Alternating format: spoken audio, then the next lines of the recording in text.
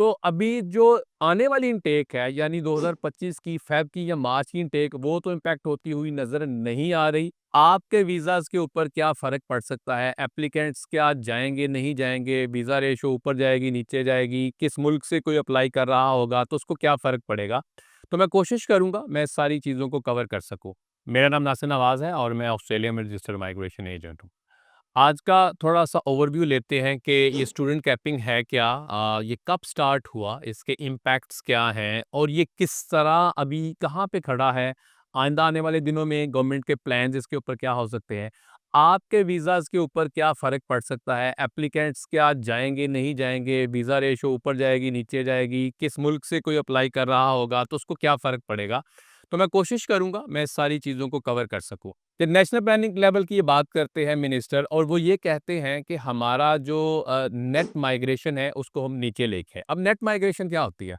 Net migration ये है कि जितने लोग मुल्क में आए और जितने लोग मुल्क से बाहर गए और जो बाकी नेट माइनस रह गए, वही नेट माइग्रेशन कहलाती है यानी ग्रॉस में से आप जो निकाल देंगे जाने वाले को। अच्छा, अब इन्होंने ये कहा कि जो स्टूडेंट के अंदर आए लोग जो स्टडी वीज़ाज़ के लिए आए वो बहुत ज़्यादा आ गए 2022 के अंदर, 2023 के अंदर। तो हम कोशिश करेंगे इसको हम कैप कर दें और इस कैप को हम एक लिमिटेड नंबर दे दें। इन्होंने जब नंबर अनाउंस किए तो इन्होंने कहा कि 2,70,000 लोगों को या स्टूडेंट्स को हम शुरू करेंगे जनवरी 2025 से ऑनवर्ड यानी हर साल के अंदर जो इनटेक होगी स्टूडेंट्स की वो 2,70,000 होगी।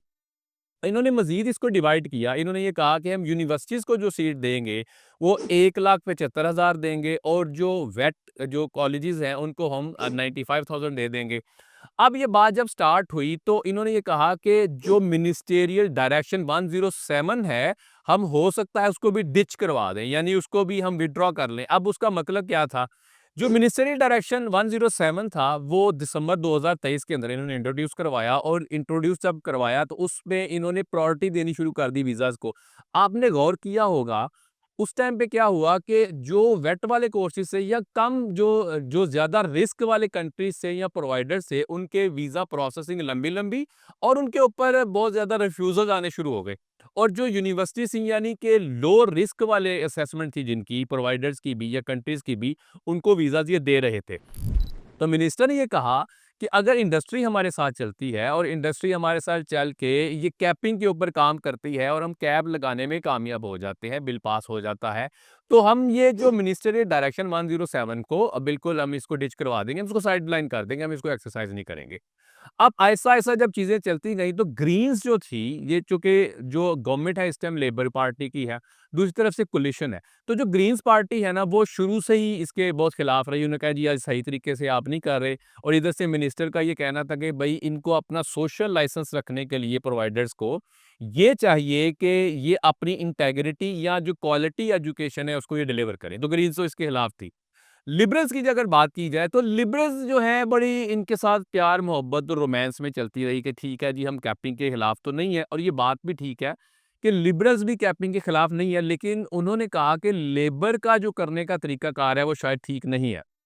तो बिल इसी तरह जो है लोअर हाउस में पास होता है। जब सेनेट में इसको लेके आते हैं तो सेनेट के अंदर चूंकि इनके पास मेजोरिटी नहीं थी गवर्नमेंट के पास तो इनको दूसरे लोगों को साथ शामिल करना था। इंडस्ट्री के अंदर अब ये हुआ जो एजुकेशन इंडस्ट्री है वहाँ पे बड़ा एक बेचैनी सी फैलनी शुरू हो गई कि अगर कैप लग जाएगा तो होगा क्या कि बहुत कम लोग आएंगे। ऐसा-ऐसा बहुत सारी जो यूनिवर्सिटीज़ या प्रोवाइडर्स इम्पैक्ट होंगे। इन्होंने क्या किया है कि लिस्ट भी जारी कर दी गवर्नमेंट ने और कैपिंग की जो लिस्ट थी किसी को 1 दी सीट, किसी को 10 दी, किसी को 30 दी। अब जो फार्मूला से उन्होंने पिछले 1-2 साल को उठाया और देखा इनकी इनटेक कितनी थी और उसके मुताबिक इन्होंने कॉलेजेस को सीट्स भी एलोकेट करना एक इंडिकेटिव लिस्ट शामिल इन्होंने जारी कर दी। जिससे हुआ क्या कि और ज़्यादा बेचैनी आनी शुरू हो गई। अब प्रोवाइडर्स ने भी अपनी तरफ से ऑब्वियसली इंडस्ट्री है उन्होंने लॉबिंग की। जब ये बिल सेनेट में आया चलते-चलते जब सेनेट में जब पहुँचा तो कोलिशन ने इसके ऊपर कहा जी हम इन प्रिंसिपल इसके अपोज़ करते हैं। इन्होंने ये कहा ये बात ज़हन में रखें कि ये बिल पास नहीं हुआ, अभी भी वहीं पे मौजूद है। लेकिन ये आइडिया नहीं मरा कि जो कैपिंग का आइडिया है कि वो बिल्कुल खत्म हो जाएगा। हालांकि देखा जाए तो दूसरी तरफ से जो अपोजिशन लीडर हैं पीटर डटन, उन्होंने ये तक कहा कि ये तो भाई बोट अराइवल से भी जो ज्यादा आगे निकल जाते हैं स्टूडेंट्स, यहाँ पे ये टेम्परेरी वीजा वाले परमानेंटली रह रहे होते हैं। तो कहने का मतलब ये है कि जो लेबर है, लेबर भी इस आइडिया के हक में है, लिबरल भी इस आइडिया के हक में है। तो बिल पास क्यों नहीं हुआ? तो बिल इसलिए शायद पास नहीं हुआ कि इन्होंने कहा कि ये जो लेबर वाले हैं, ये गवर्नमेंट वाले ठीक तरह का काम नहीं कर रहे। तो जब 2024 के अंदर सेनेट का जो सेशन हुआ, उसकी आखिरी तारीख थी 28 नवंबर 2024। तब भी भाई ये बिल के अंदर कोई पेशरफ्त नहीं हुई, बल्कि उन्होंने और कोई 31-32 दूसरे बिल जो है वो पास करवा लिए लेबर ने। अब 2025 के अंदर जाके फेब में दोबारा ये सेशन बैठेगा और कैपिंग के ऊपर दोबारा से बिल आ सकता है। तब तक क्या होगा? तब तक ये हो रहा है कि कैपिंग के ऊपर चूँकि जो प्रोवाइडर्स हैं वो ले सकते हैं, लेकिन जो मिनिस्टेरियल डायरेक्शन 107 है, उसको एक्सरसाइज़ करते हुए एक डिफैक्टो नंबर सेटर के तौर पर इस डायरेक्शन को इस्तेमाल करते हुए नंबर्स को कंट्रोल किया जा सकता है या कंट्रोल किया जा रहा है। ये सारी बात का क्रक्स ये है कि कैपिंग का जो बिल है वो पास नहीं हुआ, लेकिन आइडिया नहीं मरा। दूसरा, अगर बिल पास नहीं होता तो गवर्नमेंट के पास मिनिस्ट्रियल डायरेक्शन 107 वाला एक हथियार मौजूद है, वो फिर भी नंबर्स को कंट्रोल कर सकते हैं। उससे होगा क्या कि जो वीज़ा रेशो है वो बहुत कम रह जाएगी, क्योंकि एडमिशन तो हर कोई दे रहा होगा, लेकिन वीज़ा तो आपने गवर्नमेंट से लेना है, इमिग्रेशन डिपार्टमेंट से लेना है। अगर कैपिंग आ जाती है, मैं ऐसा नहीं कह रहा मैं इसकी फेवर में हूँ या इसके अगेंस्ट हूँ, तो इससे होगा क्या कि जो वीज़ा की रेशियो है वो बेहतर हो जाएगी। क्यों? यूनिवर्सिटीज़ या कॉलेजेस जो हैं वो स्क्रूटनी और ज़्यादा बेहतर तरीके से करेंगे, क्योंकि उनको पता है भाई मैंने 70 ही स्टूडेंट लेके आने हैं, उनमें से मैंने वही लोगों के ऊपर मेहनत करके उन्हीं को मैंने सीओई देनी है जिनको वीज़ा मिल जाए। तो कैपिंग और नो कैपिंग अभी ये टग ऑफ वार चल रहा है। अभी देखें कि फेब में क्या होता है। अच्छा, एक और चीज़ कि जो अगला साल है 2025, उसमें इलेक्शन ईयर भी है।